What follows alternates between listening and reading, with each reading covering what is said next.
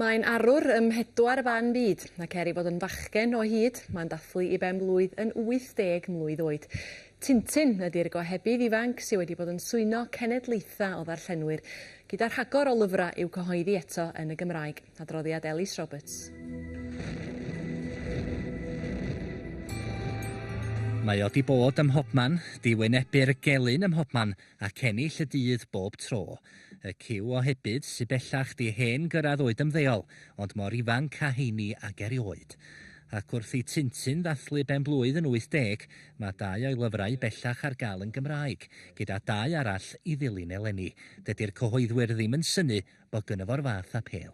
Mae Tintin yn 80 oed erbyn hyn ac mae wedi newid dros y blynydde. Mae gymeriad wedi datblygu gyda'r oesoedd mewn ffordd. Mae'r cymeriad ei hunan dal tua 19 oed ffordd yna, ond mae ei anturiaethau wedi mynd â fe draws y byd. A fi'n credu oherwydd fod gymaint o antur yn y straeon i fod wedi parhau fod yn llwyddiannus o gwmpas y byd i gyd. Creadigaeth Hergé, awdur o wlad Belg ydy Tintin, ac mai yn Ffrangeg yr ymddangosodd gyntaf, mae Tintin yn gymeriad sy'n croesi ffiniau, ddim yn gaeth i'r un wlad na'r un diwylliant. Mae gyda ni enwau newydd ar gyfer rhai o'r prif gymeriadau fel Milyn yw'r ci, Parry Williams a Williams Parry yw'r 2 detectif dwl er enghraifft. Felly mae yna elfennau sy'n ei ddod mewn i'n cynulleidfa'n diwylliant yn hunain yn y llyfr yma. Y cam nesau Tintin ydy Hollywood, mi fydd na ffilm amdano.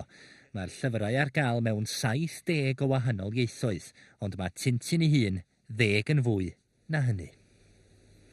Ac yn ola, mae'r gantores Charlotte